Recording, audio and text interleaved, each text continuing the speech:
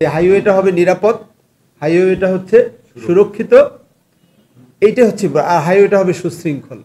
আর সেটা আন্ডার এইজের বিষয়ে আমরা খুবই কনসার্ন। আন্ডার এইজ কিন্তু মোটরসাইকেল চালাইতে পারবে না।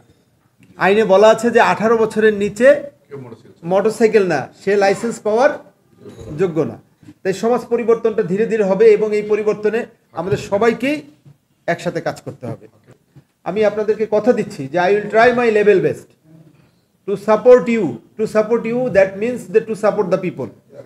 যে সেটা হলো যে আমি বলছি না যে সব উদ্ধার করে ফেলবো, আমি অন্তত যেটা হলো যে চেষ্টা করব যে আমরা হাতীবান্ধায় এখানে অবশ্যই যাব এবং গাড়ি চেকিং বা এর নামে যদি কোনো অনিয়ম করে থাকে বা আইন বহির্ভূত কোনো জিনিস হয়, রাস্তা বন্ধ করে চেকপোস্ট করা যাবে না। এটা বলবো যে রাস্তার যদি চেকপোস্ট হয় সেটা এক সাইডে, আরও কম্পারেটিভলি যতটুকু সাইডে দেওয়া সম্ভব, যে রাস্তা বন্ধ করে কোনো চেকপোস্ট করা যাবে না।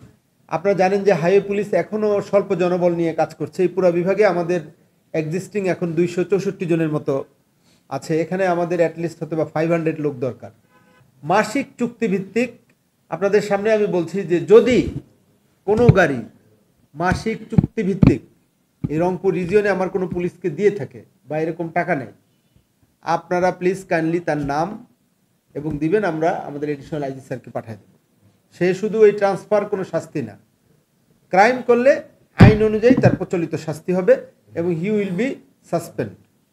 যদি এরকম কোনো কোম্পানির থেকে, বিশেষ করে কোম্পানির সাথে যদি চুক্তিবদ্ধ এরকম থাকে, গতকালকেও আমি শ্রমিক নেতাদেরকে বলেছি যদি কোনো ট্রাকের সাথে যদি থাকে কোনো এজেন্ট, এইটা হলে আপনারা কষ্ট করে অথেন্টিক ইনফরমেশনটা দিবেন।